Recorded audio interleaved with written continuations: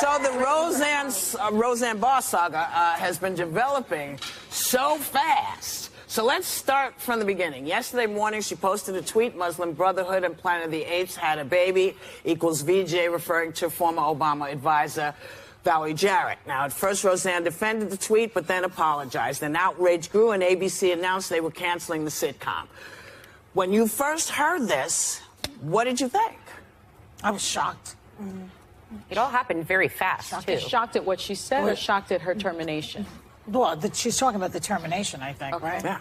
The termination was like, really? Wow. Well, I think that first of all, I would like to say that what she said was blatantly, patently the definition of racism. Very black and white, not to, use a pun there. But I will say that for me, I have been so disheartened by what's acceptable in the world right now, what's acceptable in the White House. And it's refreshing to see someone take a stand and say, no, not at ABC, not at this company. This is not acceptable rhetoric. And it's interesting that ABC holds a higher standard to their employees than apparently the White House does. Well, and she was... then said, I'm leaving Twitter, and then she was back. She was defending, then she was apologizing, then she was defending, then she was retweeting, and up till a few minutes ago before the show, she was still going. So I always say before you send anything out into social media, you should think, could my parent look at this and could my boss look at this? So I'm always surprised when someone that isn't young, that's my age or older... What if they're dead? That's very difficult to tweet from the grave. But when you put this out there, I'm always surprised at people that didn't grow up on this. Like, I didn't grow up on social media. There's a big responsibility. Our worst fear is that speech you give in front of an auditorium in your head naked and you're nervous. Why don't people treat this format with that same responsibility? You're not just sending it out to an auditorium. You're putting this out into the universe. Because it's mostly anonymous. That's why people say whatever they want. Because social media does depersonalize the folks that you're attacking. But I do think, Roseanne also tweeted, I stand up, I spent my whole life fighting racism, and I can't believe this is happening over one tweet. Well, this wasn't just one tweet for Roseanne. She has a history of tweeting things that are inappropriate. In fact, she compared Susan Rice, another black Obama official, to an ape in 2013. And the comparison of black women and black men to apes is an ages-old racist trope that has been used to demonize us, to dehumanize us. And I think when you cross that kind of societal norm, you must pay the consequence. And firing her was the right thing to do. I'm thrilled that ABC did it. But I'm saddened that she took jobs away from an entire cast of people, crew of people, and those are the consequences. Can I say one thing, too? As the Republican on the show, I think we as conservatives have to stop jumping at every Scott Baio shiny ball that comes across us, because this shouldn't be about celebrity. It shouldn't be about who's going to make your, who has the biggest platform in one way or another. I also want to say that I liked Roseanne's show. I did. And I thought that it reflected a lot of people in middle America. And I don't want network television to stay away from reflecting, blue-collar people in the middle of the country. And I hope somebody who just isn't a crazy racist can make a show that's reflective of that as well. And that's the thing that was shocking to me. That conservatives on Twitter were coming out and saying, oh, because a conservative says this, that's why she gets fired. When was racism a conservative value? Like, I don't understand why conservatives are jumping on this bandwagon. That is not the bandwagon for conservatives to jump on. Well, here, go ahead. I always defend comedians pretty much because we're under the gun a lot. We're trying to get a laugh mostly. We stick our foot in our mouths. I've done it many times. I've had to apologize many times. But I just felt like this went over the line. And when you're talking about racism, this is really a bad thing. This was an egregious offense. Even though I still say we all make mistakes, mea culpa, it went over the line. So I can't defend it. And here's what Valerie Jarrett said about Roseanne's tweet in an MSNBC town hall last night. I think we have to turn it into a teaching moment. I'm fine. I'm worried about all the people out there who don't have a circle of friends and followers who come right to their defense. The person who's walking down the street minding their own business and they see somebody cling to their purse or want to cross the street. Or every black parent I know who has a boy who has to sit down and have a conversation, the talk, as we call it. And those, as you say, those ordinary examples of racism that happen every single day. You think people will get that lesson, or is this going to be one more thing that is just compiled into the ether?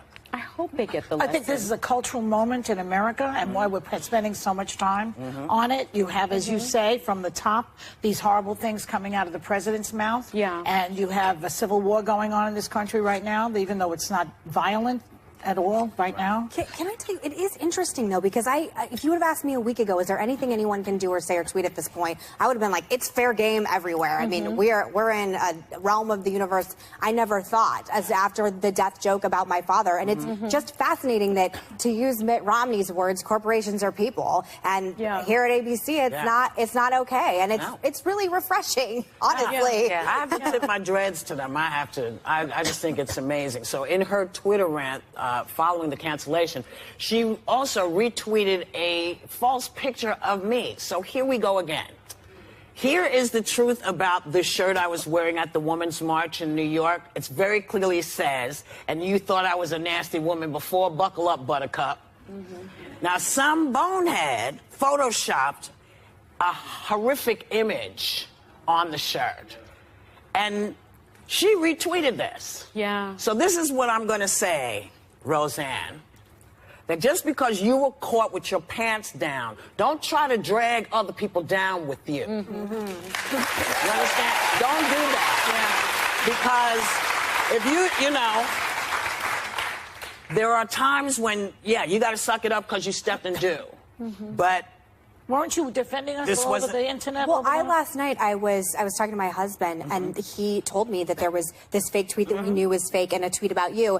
And I get so angry because obviously it's fake and it's a load of crap. And also, this is not about being a conservative, okay? This is about you being a racist, and that's what happened. And I am a vociferous defender of the First Amendment and free speech. But I will say that this is not about speech. You can say anything you want, but we work for a corporation, and there are values at which we adhere in this corporation. And if you are no longer a part of that, then you are gone. And in this, but dragging you and you into this, we didn't do anything wrong today. But it's easy. It's easy to do because it's red meat. But the bottom line is simply this: I didn't fake my shirt. Someone else faked my shirt. But that's your tweet. That tweet came from you. So that's yours. You did this to yourself. So now, Sonny, you have a must-do. Yeah, Channing Dungey, she's the president of ABC Entertainment, issued this statement saying Roseanne's Twitter statement is abhorrent, repugnant, and inconsistent with our values, and we have decided to cancel her show. And Disney CEO Bob Iger also added that there was only one thing to do here, and that was the right thing. Roseanne Barr, again, apologized on Twitter to Valerie Jarrett and to all Americans, quote, for making a bad joke about her politics and her looks, end quote, calling the tweet in bad taste. She also added another apology to the writers and actors who lost their jobs due to her tweet. So we're covering all the bases here. Well, we're getting all the sides in. It doesn't cover all the bases because this went on and on and on. It's still going on. She also blamed Ambien for her behavior. And Ambien put out a tweet saying... This was a tweet from Ambien maker Sanofi, is the name of the maker. Oh, you're not joking. No. No. People of all races, religions, and nationalities work at Sanofi every day to improve the lives of people around the world. While all pharmaceutical treatments have side effects, racism is not known as a side effect of any Sanofi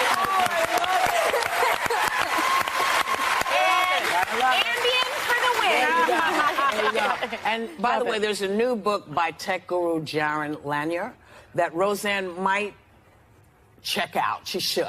It's called 10 Arguments for Deleting Your Social Media Account Right Now. It lists reasons like you are losing your free will, social media is undermining the truth.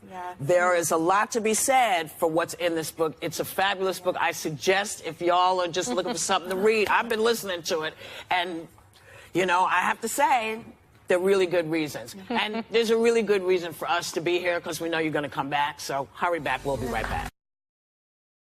What's going on, guys? I'll play the clip in just 1 second. I just want to give you a brief synopsis. Basically, Joy Behar from The View on her own show on CNN tries to make the claim that liberals are more hate speeched against than conservatives and Republicans, which then forces Ann Coulter to give her a huge smackdown. Like the video if you're new, make sure to subscribe and share the video as well. Thank you guys so much for watching. I'll see you on the next one.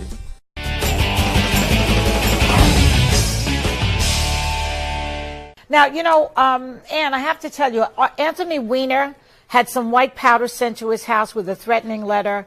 And, you know, Louise Slaughter had a brick thrown into her storefront. Stupak is getting threats. People are putting coffins on Democrats' lawns. This kind of hate speech that's going on right now has to stop.